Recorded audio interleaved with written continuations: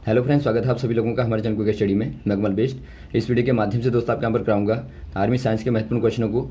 जी हाँ दोस्तों, यहाँ पर आपको मिलेंगे साइंस के विज्ञान के क्वेश्चन महत्वपूर्ण वाले जो बार बार पूछे जाते हैं। तो आराम से आप वीडियो को देखेंगे शुरू से लेकर आखिर तक, और जो भी यहाँ पर क्वेश्चन आपको मिलेंगे आराम से दोस्तों आप उन क्वेश्चन को नोट करते रहेंगे। तो शुरू करते हैं, देखिए। और आप ध्यानपूर्वक दोस्तों यहाँ पर देखिए, जो भी बिंदु बताए जाएंगे क्वेश्चन के आधार पर आप सारे बिंदुओं को नोट करते रहेंगे, ताकि इनके आधार पर जो क्वेश्चन आए उनको भी आप आराम से कर पाएँ।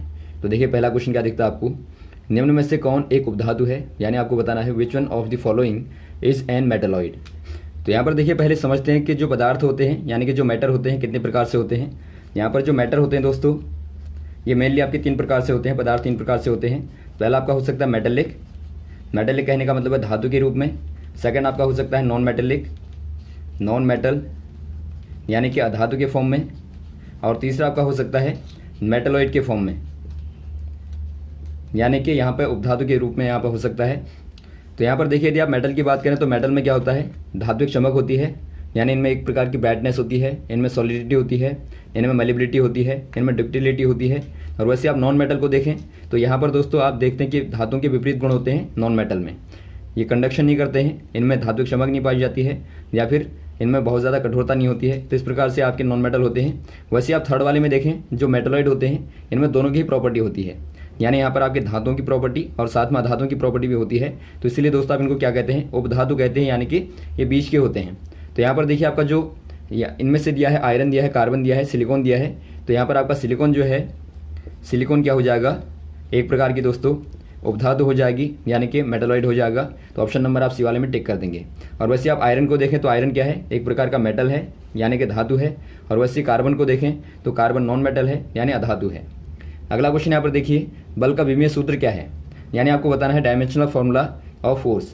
पहले आप समझेंगे यहाँ पर डायमेंशनल फॉर्मूला होता क्या है, यानी कि विमीय सूत्र क्या होता है। आप कोई भी राशि लेंगे दोस्तों, जो आपकी फिजिकल क्वांटिटीज़ होती हैं, यानी कि आपकी भौतिक राशियाँ होती हैं, भौतिक राशियाँ, इनको आप व्यक्त करते हैं MLT में। MLT का मतलब है, M का मतलब है मास, और यहाँ पर L का मतलब है लेंथ, और T का मतलब है टाइम, यानी आप इनमें व्यक्त करते हैं। तो उसी को क्या कहते हैं, आप उस राशि की, उस यहाँ पर जो भी क्वांटिटी आपकी होगी उसकी आप डायमेंशन कहते हैं, यानी कि विमीय सूत्र कहते हैं। तो यहाँ पर देखिए, आपको पूछा गया है बल का, तो पहले आपको मालूम होना चाहिए बल का फॉर्मूला क्या होता है। F बराबर ma होता है, आप जानते हैं न्यूटन के लॉ से। और यहाँ पर आपका m क्या है, मास है, और a क्या है दोस्तों, एक्सेलरेशन है, यानी कि त्वरण है। और आप जानते हैं त्वरण बराबर क्या होता है, त्वरण बराबर आपका होता है मीटर पर सेकंड का स्क्वायर, और मास का जो यूनिट होता है वो आपका होता है किलोग्राम। तो यहाँ पर देखिए, आप किलोग्राम को व्यक्त करेंगे m में, तो आपका m हो जाएगा। और m को व्यक्त करेंगे, यानी कि जो आपकी लेंथ है, यहाँ पे m मीटर है, ये आपकी लेंथ है, लेंथ को आप व्यक्त करेंगे l में। और जो आपका सेकंड है, नीचे आपका सेकंड का स्क्वायर है, उसको आप टाइम में व्यक्त करेंगे। यानी यहाँ पर आप देखते हैं दोस्तों, ये आपका है m गुणा l अपॉन t का स्क्वायर। तो यहाँ पर आप आराम से विमीय सूत्र को लिख पाएंगे। m का आप यहाँ पे m लिख देंगे बड़ा वाला, और l यानी कि लेंथ जो है आप l लिख देंगे। और जो आपका नीचे t स्क्वायर है, यदि आप t को ऊपर लाएंगे तो घातें माइनस में चली जाएंगी, तो आपका MLT-2 हो जाएगा। और यही आपका क्या होता है, फोर्स का डायमेंशनल फॉर्मूला होता है, यानी कि विमीय सूत्र होता है। तो ऑप्शन नंबर आपका दिखाई देता है, ऑप्शन नंबर आपका बी वाला दिखाई देता है, तो बी वाले में आप टिक कर देंगे। वैसे आपको कोई भी यहाँ पर विमीय सूत्र आएगा तो आप इसी माध्यम से आराम से निकाल लेंगे। आपको थोड़ा सा उसका फॉर्मूला मालूम होना चाहिए और आप आराम से निकाल लेते हैं। कार्य का भी बार बार पूछा जाता है, तो यदि आपको कार्य का निकालना हो तो कार्य बराबर आप जानते हैं, कार्य बराबर क्या होता है, वर्क बराबर फोर्स से इंटू होता है डिस्प्लेसमेंट, यानी कि फोर्स का तो आपको मालूम ही है। यहाँ पर यदि आप डिस्प्लेसमेंट को जोड़ दें, गुणा कर दें, यानी कि डिस्प्लेसमेंट क्या है दोस्तों, एक प्रकार से दूरी होती है, लेंथ होती है। तो L को और गुणा कर देना पड़ेगा आपको, तो ये आपका बन जाएगा ML2T-2, तो ये आपका हो जाएगा वर्क का। वैसे आप अन्य का भी निकाल लेंगे आराम से इसी माध्यम से। अगला क्वेश्चन यहाँ पर पूछा गया है, तापमान का SI मात्रक क्या है, यानी आपको पूछा गया है SI यूनिट ऑफ टेम्परेचर।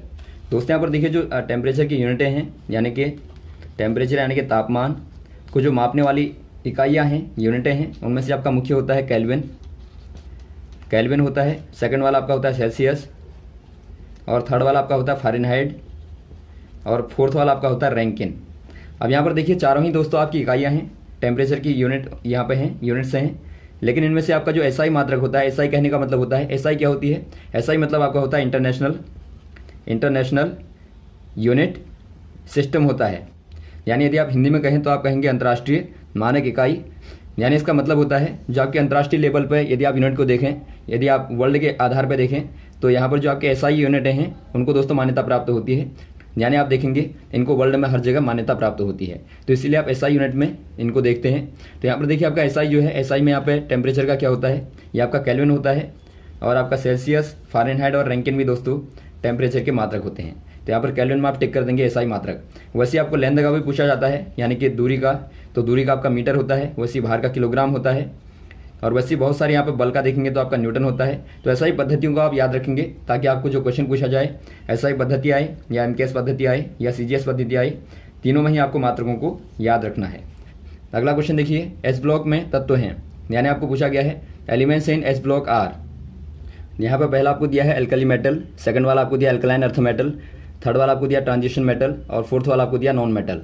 दोस्तों यहाँ पर देखिए जो आपके एस ब्लॉक वाले एलिमेंट होते हैं, तो यहाँ पर देखिए दोस्तों जो आपके एस ब्लॉक के प्रथम एलिमेंट होते हैं, प्रथम ग्रुप के एलिमेंट होते हैं, उनको आप कहते हैं एल्कली मेटल, एल्कली मेटल कहेंगे। और सेकंड वाले आपके कहलाते हैं alkaline earth metal, alkaline earth metal यानी कि जो पृथ्वी से प्राप्त होते हैं उनको आप एल्कलाइन अर्थ मेटल कहते हैं। और थर्ड वाले आपके होते हैं जो आपके डी ब्लॉक के होते हैं, ट्रांजिशन मेटल होते हैं, बीच वाले आपने देखे होंगे जो आपके डी ब्लॉक के एलिमेंट होते हैं। तो यहाँ पर जो पूछा गया है आपको एस ब्लॉक के पूछे गए हैं, तो एस ब्लॉक के यहाँ पर दोस्तों आपके हो जाएंगे फर्स्ट ग्रुप वाले एल्कली मेटल। यदि आपको सेकंड ग्रुप के पूछे जाएं मेंशन करके, तो वहाँ पर आप एल्कलाइन अर्थ मेटल कह देंगे। तो यहाँ पर आप एल्कली मेटल में टिक कर देंगे, ये आपके पहले वाले, और सेकंड वाले आपके होते हैं एल्कलाइन अर्थ मेटल, तो आप इनको आराम से याद रखेंगे। और बीच वाले आपके होते हैं डी ब्लॉक वाले ट्रांजिशन मेटल, यानी कि जो आपके संक्रामक धातुएं होती हैं उनको आप दोस्तों डी ब्लॉक में देखते हैं। अगला क्वेश्चन यहाँ पर देखिए, निम्न में से कौन यौगिक है, यानी आपको बताना है which one of the following is an compound. दोस्तों यहाँ पर देखिए जो कंपाउंड होता है यानी जो यौगिक होता है, पहले आपको समझना है यौगिक क्या होते हैं। यौगिकों की विशेषता होती है दोस्तों, यानी जो कंपाउंड होते हैं उनकी विशेषता होती है, खासियत होती है, उनमें आपके एक से अधिक एलिमेंट होते हैं और उनका जो मिलने का रेशियो होता है वो आपका समानुपात होता है, यानी कि एक प्रकार से स्टेयर रेशियो में होते हैं। यानी यदि आप यहाँ पर देखेंगे कार्बन डाइऑक्साइड को, तो यहाँ पर आप देखते हैं दो आपके एलिमेंट हैं सी और ओ, और दोनों दोस्तों एक प्रकार से समान अनुपात में मिले रहते हैं और इससे एक कंपाउंड बनता है CO2। तो यहाँ पर आप देखते हैं CO2 क्या है, एक प्रकार से यौगिक है, कंपाउंड है। वैसे आप H2 को देखें तो यह भी एक प्रकार से कंपाउंड होता है, यौगिक होता है। लेकिन यहाँ पर आप O2 को देखें दोस्तों, तो O2 में आप देखते हैं केवल एक ही आपका O है, यानी कि एक प्रकार से क्या है, एलिमेंट है, तत्व है। और वैसे आप LPG को देखें तो LPG में आप जानते हैं अलग अलग प्रकार की गैसों का मिश्रण होता है, इसमें आपकी मेथेन, प्रोपेन होती है।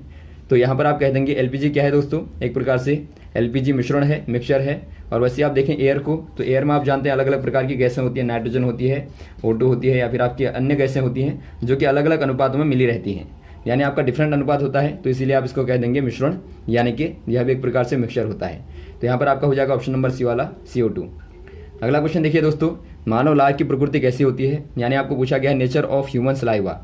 ह्यूमन सलाइवा को यदि आप देखें दोस्तों, नेचर कहने का मतलब है खट्टा होता है, या फिर क्षारीय होता है, या फिर आप कहेंगे उदासीन होता है। कौन सा वाला होता है, जो आपका ह्यूमन सलाइवा होता है, यानी कि जो लार होती है, मुख्य कार्य होता है दोस्तों। लार का मुख्य कार्य क्या होता है, भोजन में, भोजन को पचाने में आप जानते हैं जो भोजन की पाचन की शुरुआत होती है, डाइजेशन की जो आपकी शुरुआत होती है वो मुंह से ही होती है, यानी आप कहेंगे मुंह से आपकी शुरुआत होती है। और यहाँ पर जो लार होती है, लार में क्या होता है दोस्तों, लाला रस होता है, जो क्या करता है भोजन में स्टार्च का, खासतौर पर स्टार्च का पाचन करता है, जो कि दोस्तों आप जानते होंगे चावल में खासतौर पर पाया जाता है, चावल में, राइस में पाया जाता है स्टार्च। तो इसके पाचन की शुरुआत होती है मुंह से, लार से। तो लार की जो प्रकृति होती है, नेचर होता है, वो दोस्तों मुख्य रूप से होता है क्षारीय, क्षारीय कहें या फिर आप कहें बेसिक नेचर होता है। यदि आप इसके pH की मान की बात करें, pH का मान जो होता है ये आपका 6.2 से लेके 7.2 तक होता है, यानी कि यहाँ तक लार का जो pH मान होता है वो होता है।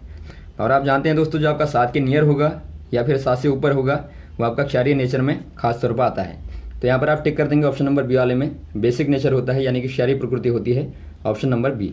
और खासतौर पर आप यहाँ पर लाला रस को याद रखेंगे, जो कि एक प्रकार से लार में पाया जाने वाला रस होता है और यह स्टार्च के पाचन में मदद करता है। अगला क्वेश्चन देखिए दोस्तों, क्वेश्चन नंबर 7 को देखिए, प्रकाश संश्लेषण के लिए आवश्यक तत्व होता है, यानी आपको बताना है मेन एलिमेंट्स फॉर फोटोसिंथेसिस। यदि आप देखें दोस्तों फोटोसिंथेसिस को, फोटोसिंथेसिस जो होती है एक प्रकार से प्रकाश, आप कहेंगे संश्लेषण, जो कि भोजन बनाने की प्रक्रिया होती है पौधों में, जो प्लांट्स होते हैं, पौधे होते हैं, उनमें दोस्तों भोजन बनाने के लिए क्या आवश्यक होता है, प्रकाश संश्लेषण होता है, जो कि पत्तियों की तरह होता है। और पत्तियों में क्या होता है, पत्तियों में होता है क्लोरोफिल, खासतौर पर आप जानते हैं क्लोरोफिल होता है, जो कि जिसके कारण दोस्तों हरी पत्तियां होती हैं, इसको आप पर्णहरित भी बोलते हैं, हिंदी में हरित बोलते हैं। ये क्वेश्चन बहुत ही बार पूछा जाता है, तो आप याद रखेंगे। तो आप याद रखेंगे जो हरा रंग होता है वो पर्णहरित के कारण ही होता है। यह एक प्रकार का हरा पदार्थ होता है जो कि सूर्य के प्रकाश में पौधों को भोजन बनाने में मदद करता है। और साथ में दोस्तों यहाँ पर देखिए आवश्यक जो होता है H2O भी होता है, यानी कि पानी आवश्यक होता है, CO2 आवश्यक होती है और साथ में सनलाइट भी आवश्यक होती है। तो यहाँ पर आपके सारे पॉइंट क्या होते हैं दोस्तों, आवश्यक होते हैं। यदि आप इसकी रिएक्शन को देखें, केमिकल रिएक्शन को देखें, जो भोजन बनाने की प्रक्रिया होती है फोटोसिंथेसिस की, तो वहाँ पर देखिए मेनली क्या होता है, मेनली आपका होता है CO2 और H2O और सनलाइट, और सनलाइट के साथ में दोस्तों क्लोरोफिल यहाँ पर आप जोड़ देंगे, क्लोरोफिल होता है। तो इसके बाद क्या बनता है दोस्तों, स्टार्च बनता है और साथ में O2 निकलती है, यानी कि आपका O2 भोजन के दौरान निकलती है, जो कि मानव के द्वारा ली जाती है, जीवों के द्वारा ली जाती है। और यहाँ पर आप देखते हैं जो आपका स्टार्च है वो क्या है दोस्तों, एक प्रकार से भोजन है, यानी कि एनर्जी है, या फिर आप कह सकते हैं ग्लूकोज भी आप इसको कहते हैं। तो यहाँ पर आपका ऊर्जा के रूप में दोस्तों स्टार्च बनता है। तो ऑप्शन नंबर यहाँ पर आपका हो जाएगा डी वाला, ऑल अबव, यानी कि सारे के सारे एलिमेंट जो होते हैं प्रकाश संश्लेषण में आवश्यक होते हैं। अगला क्वेश्चन देखिए दोस्तों, टाइफॉइड किसके द्वारा फैलता है, यानी कि आपको बताना है which is the cause of typhoid. दोस्तों यहाँ पर देखिए जो टाइफॉइड होता है, टाइफॉइड जो आपका होता है दोस्तों, ये मेनली साल्मोनेला टाइफी नाम का एक प्रकार का जीवाणु होता है। जीवाणु यानी कि बैक्टीरिया, तो बैक्टीरिया के कारण ही दोस्तों फैलता है। ऑप्शन नंबर आपका हो जाएगा बी वाला, बैक्टीरिया यानी कि जीवाणु। अगला क्वेश्चन देखिए, कागज़ को मोड़ना कैसा परिवर्तन है, यानी आपको बताना है फोल्डिंग ऑफ अ पेपर या फिर आपके प्लेन पेपर इज अ, कौन सा वाला चेंज है, फिजिकल चेंज होगा, केमिकल चेंज होगा, या रिडॉक्स होगा, या नन ऑफ दीज। यहाँ पर आपका हो जाएगा दोस्तों, देखिए जो आपका भौतिक चेंज होता है, यानी कि जो आपका फिजिकल चेंज होता है, फिजिकल, और आप केमिकल चेंज को पहचानेंगे। केमिकल चेंज होते क्या है, यानी कि रासायनिक, और भौतिक परिवर्तन होता क्या है। यदि आप दोस्तों किसी पदार्थ की या फिर किसी वस्तु की या फिर आप कहें किसी ऑब्जेक्ट की या थिंग्स की फिजिकल प्रॉपर्टीज़ में चेंज करेंगे, यानी कि भौतिक गुणों में परिवर्तन करेंगे, तो उससे क्या बनेगा दोस्तों, कौन सा परिवर्तन होगा, उससे भौतिक परिवर्तन होगा। फॉर एग्जांपल यहाँ पर आपको दिया है कागज़ का मोड़ना। कागज़ आपका प्लेन कागज़ यानी कि प्लेन पेपर आपका इस प्रकार से है, और आप मोड़ के अंदर को ऊपर को फोल्ड कर दें तो ये कुछ यो बन जाएगा। यहाँ पर आप देखते हैं केवल दोस्तों आपने फिजिकल यानी कि उसके आकार में परिवर्तन कर दिया, आकार बोले तो शेप में, साइज में आपने कन्वर्ट कर दिया, चेंज कर दिया, तो इसको आप कैसा चेंज कहेंगे, इसको आप कहेंगे फिजिकल चेंज, यानी भौतिक परिवर्तन है।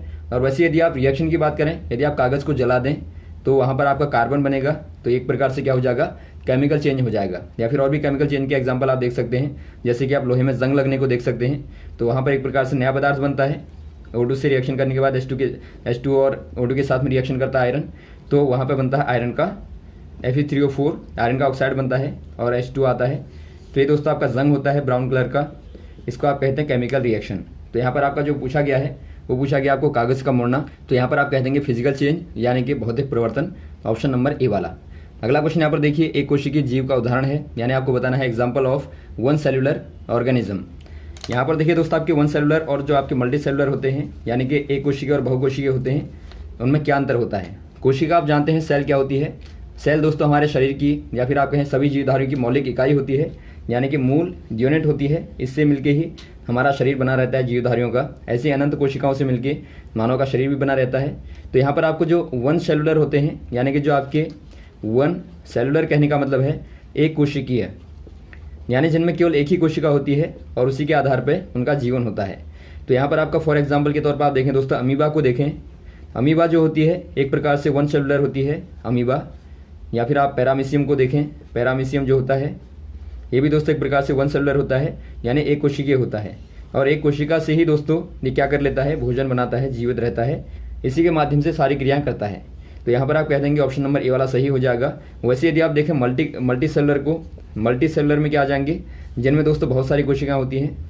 फॉर एग्जाम्पल आप मानव को देखें, जानवरों को देखें, प्लांट को देखें, तो यहाँ पर दोस्तों बहुत सारी कोशिकाएं होती हैं इनमें, तो इनको आप कहते हैं मल्टी सेलुलर। तो यहाँ पर आपका हो जाएगा ऑप्शन नंबर ए वाला अमीबा, और साथ में आप पैरामीशियम को भी याद रखेंगे ताकि आपको यदि ये पूछा जाए तो आप इसमें टिक करेंगे।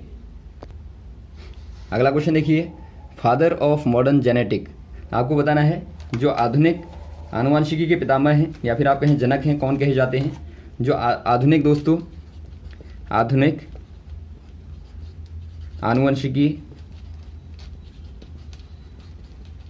के पितामह आपको बताना है, यानी कि जो जेनेटिक्स के फादर कहे जाते हैं वो कौन कहे जाते हैं। ये जॉन मेंडल होंगे, या डार्विन होंगे, या मॉर्गन होंगे, या पास्चर होंगे। ये दोस्तों यहाँ पर हो जाएंगे जॉन मेंडल, यानी आप कह देंगे दोस्तों मेंडल, शॉर्ट में कहें तो मेंडल कहते हैं। मेंडल के द्वारा ही दोस्तों शुरुआत में बताया गया जेनेटिक, यानी कि जो आपके आनुवंशिक गुण होते हैं जो कि पूर्वजों से लेकर लगातार आगे को बढ़ते जाते हैं, तो इनकी सर्वप्रथम दोस्तों स्टडी की थी जॉन मेंडल ने, तो उन्हीं को कहा जाता है मॉडर्न जेनेटिक के फादर। तो ऑप्शन नंबर यहाँ पर आपका हो जाएगा ए वाला, जॉन मेंडल। तो यहाँ तक दोस्तों आप क्वेश्चन को तैयार करेंगे, इसके बाद में आपको नेक्स्ट वाली वीडियोज़ में लगातार क्वेश्चन को बताते रहेंगे, हमारे साथ भी बने रहेगा। और यदि आपने दोस्तों हमारे चैनल को सब्सक्राइब ना किया तो प्लीज़ सब्सक्राइब कर लें, ताकि आपको लगातार इस प्रकार की वीडियोज़ मिलते रहें। ओके, थैंक्स, जय हिंद, जय भारत।